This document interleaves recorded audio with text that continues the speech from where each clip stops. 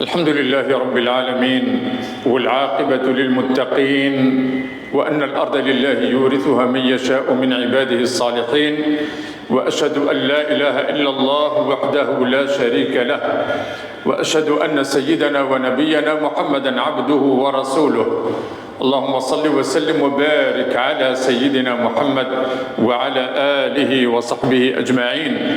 أما بعد، معشر المسلمين والمسلمات، في هذه الأيام المباركات نستقبل موسما جديدا، موسم دراسي، وكذلك فيه مناسبة، وهو يوم الإمام، والذي تحتفل به الأمة الجزائرية في هذه الأيام تقديرا لمكانة الإمام ومكانة العالم ومكانة كل من يتصدر الخطابة، فالعلماء ورثة الأنبياء. وإن الجزائر فقدت في العشرية السوداء أكثر من 111 إمام ماتوا اغتيالا لأنهم يسيرون في طريق الإصلاح.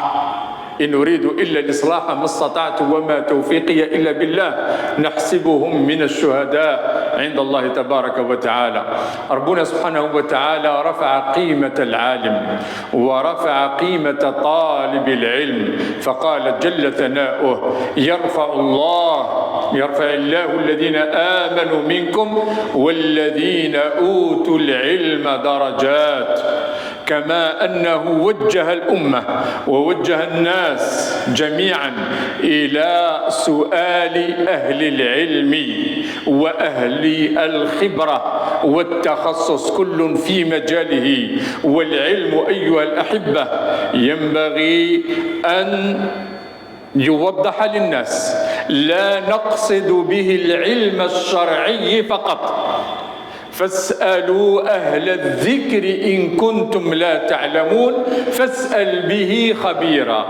فالطبيب عالم في مجاله، والميكانيكي عالم في مجاله، والفلكي مختص في مجاله، فينبغي أن نقدر هؤلاء العلماء كل في مقامه وفي تخصصه.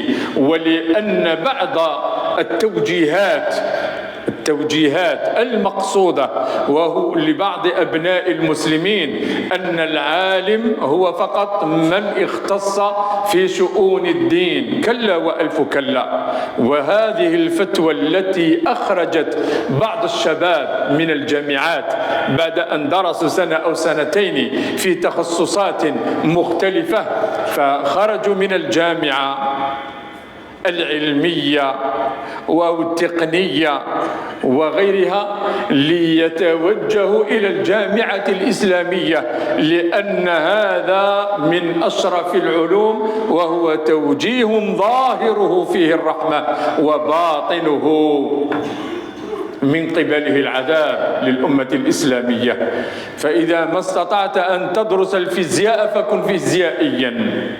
اليوم الطائرات الحربية التي يقودها الكيان نساء تقودها، ونحن في الأمة الإسلامية لازلنا مختلفين، هل يجوز للمرأة أن تقود السيارة أم لا؟ وهي تقود الطائرة النفاثة والطائرة الحربية وتقصف الأمة الإسلامية من الأمريكان ومن الصهاينة وغيرهم. نعم، ثم يحرمون على الأمة الإسلامية أن يتعلموا العلوم، ويقولون إن هذه علوما دنيوية، ويقولون بأن هذه العلوم لا تصلح للمسلمين، وإنما سخر الله عز وجل الآخرين لخدمة المسلمين. وتأملوا هذا الكلام وما فيه من مغالطات. فاسأل به خبيرا. إذا كنت مريضا فلا تسأل الإمام، لأن الإمام لا يفتيك في المرض، وإنما تتوجه إلى الطبيب، وتتوجه إلى الفيزياء في المسائل الفيزيائية والعلمية والتكنولوجية وغيرها. لا تسأل الإمام فقط أيها الأحبة، فاسأل به خبيرا، وكل خبير في مجال تخصصه. رسول الله صلى الله عليه وسلم يقول: فضل العالم على العابد كفضلي على أدناكم. فضل العالم على العابد، هناك العالم وهناك العابد، أيهما أفضل عند الله تبارك وتعالى؟ العالم أفضل من العابد. أعيد حديث رسول الله صلى الله عليه وسلم: فضل العالم على العابد كفضلي على أدناكم.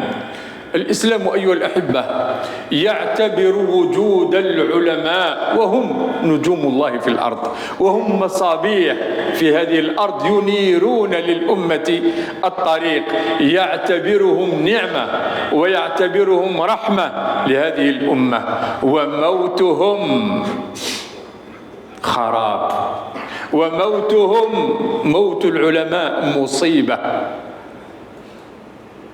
إذا مات العالم ثلم في الكون ثلمة لا تسد إلى يوم القيامة. هذا ما قاله علي بن أبي طالب رضي الله عنه. ورسولنا صلى الله عليه وسلم يقول: إن الله لا يقبض العلم بانتزاعه من الناس أو من العباد. إن الله لا يقبض العلم انتزاعا ينتزعه من العباد، ولكن يقبض العلم بقبض العلماء.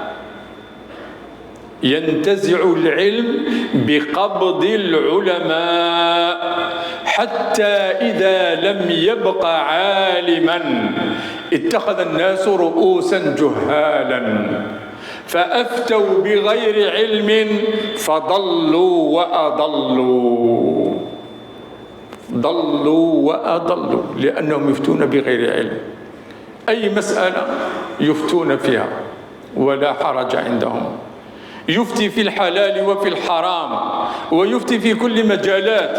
فمن وجدتموه يسرع ويتسرع إلى الفتوى في أي مجال فاتهموه بالجنون. هذا يتهم بالجنون، ليس عاقلا، لأن العالم يتورع ويخشى من إصدار فتوى. حتى أن من الصحابة رضي الله عنهم مما جاء في الأثر أن أحدهم جاء ليسأل صحابيا، وفيهم عمر وعثمان وأبو بكر وعبد الرحمن بن عوف وعبد الله بن عمر وغيرهم من الصحابة رضي الله عنهم. فطرح السؤال فقال: اسأل أخي هو أعلم به مني. ثم الثاني ثم الثالث ثم الرابع حتى عادت إلى الأول. الكل يتورع عن إصدار فتوى، لأنك ستوقع عن رب العالمين سبحانه وتعالى. ألا تعلم ذلك؟ ولذلك لابد أن تكون ورعا، حتى المفتي لابد أن يكون ورعا، لا يجيب هكذا جزافيا، وإنما يرد هذه المسألة إلى كتاب الله وإلى سنة رسول الله صلى الله عليه وسلم وإلى إجماع العلماء وغيرها من الأصول التي تبنى عليها المسائل. فما هو واجبنا معشر المسلمين تجاه العلماء والأئمة؟ الاحترام والتقدير والتبجيل، هذا هو دورنا وهذا هو واجبنا تجاههم. أن تحترم الشيخ، أن تحترم هذا الذي يعلمك، وهذا الذي يصلي بك الصلوات الخمس، وهذا الذي يؤذن لك للصلاة، وهذا الذي يصلي بك صلاة التراويح عن ظهر قلب، وهذا الذي يقيم لك عقد الزواج، عقد القران، وهذا الذي يحضر معك في الجنائز وفي الشدائد وفي كل المناسبات. يجب عليك أن تحترمه، يجب. رسولنا صلى الله عليه وسلم قال: ليس منا من لم يجل كبيرنا، أو من لم يجل كبيرنا ويرحم صغيرنا ويعرف لعالمنا قدره أو حقه. ليس من أمة محمد صلى الله عليه وسلم. ذاك الأستاذ المعلم في الابتدائي أو في سن ما قبل التمدرس أو في المتوسطة أو في الثانوية أو في الجامعة لابد أن تحترمه وتوقره وتقدره وأن تخدمه. نعم، هذه المعاني غابت عن مجتمعنا إلا ما رحم ربي سبحانه وتعالى. ثم أنبه لنقطة مهمة، وهي ظاهرة الطعن في العلماء والمساس بشرف العلماء لما يكون ذلك الفراغ العلمي والروحي والفكري، فإن الإنسان يقول أي كلام، يطعن في عالم، يطعن في إمام، يسب الإمام، يشتم العالم، يشتم المصلح، لا حرج عنده. والمشكلة أنه من أبناء المسلمين ومن صف المسلمين من يجعل هذا في صف وذاك في صف آخر، هذا يدخل الجنة وهذا يدخل النار، هذا عالم مبتدع وهذا عالم. ولا تدرون أيها المسلمون وأيتها المسلمات أن الحركات الإصلاحية التي كانت في الجزائر من قادها؟ قادها العلماء، قادها المشايخ، قادها شيوخ الزوايا الذين يتهمون بالتصوف والابتداع وغيرهم. نعم، قاموا بحركات إصلاحية وثورات. واسمعوا إلى ما قاله شيخنا عبد الهادي الحسني حفظه الله، الذي قال إن ثورة التحرير قادها وحركها أصحاب العمائم والبرانيس، اللي هم الأئمة والعلماء والدعاة والمصلحين. كانوا يحضرون حتى في المجالس في الجبال ليحفزوا المجاهدين وليعلموهم أمر دينهم وهم في المغارات وفي الثغور وفي الجبال. نعم، هؤلاء علماء. ثم يأتي من يطعن في العلماء ويطعن في المشايخ ويطعن في الأئمة. لذلك أيها الأحبة، الإمام أحمد رحمه الله يقول: لحوم العلماء مسمومة، لحوم العلماء مسمومة، من شمها شم فقط، بمجرد أنك تجلس في مجلس يتحدث فيه بسوء عن عالم من العلماء، من شمها مرض قلبه، رقم 1. ومن أكلها مات، من أكلها أي من شارك وطعن في العلماء وانتهك عرض العلماء. وإن من الوقاحة أيها الأحبة أن يصل الإنسان وبعض أبناء الأمة الإسلامية إلى الولوج حتى في خصوصيات الإمام وحتى في خصوصيات العلماء، ويتحدثون عنهم وفي شرفهم وعن أعراضهم.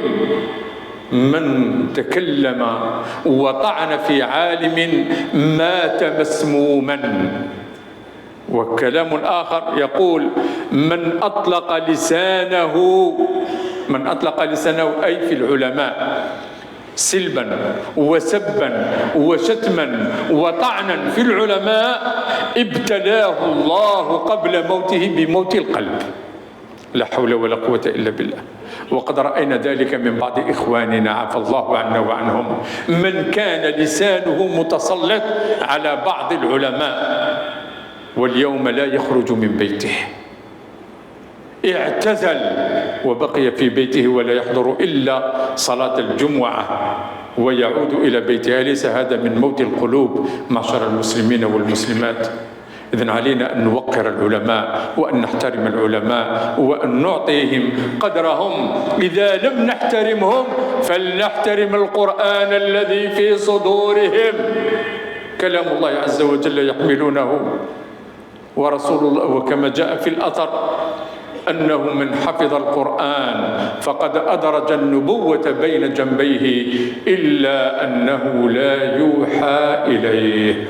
أقول قولي هذا وأستغفر الله لي ولكم فاستغفروه إنه هو الغفور الرحيم.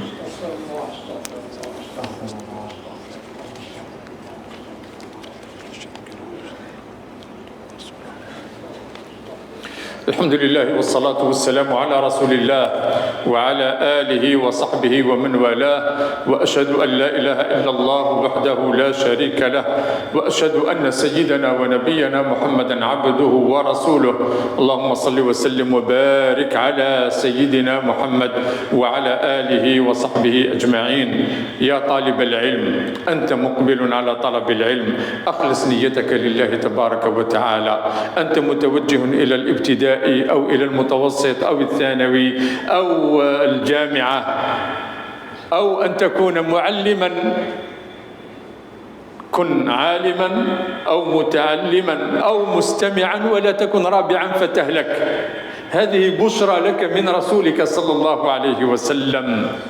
عن صفوان بن عسال رضي الله عنه قال: أتيت رسول الله صلى الله عليه وسلم وهو في المسجد متكئ على برد له أحمر، فقلت: يا رسول الله، إني جئت أطلب العلم.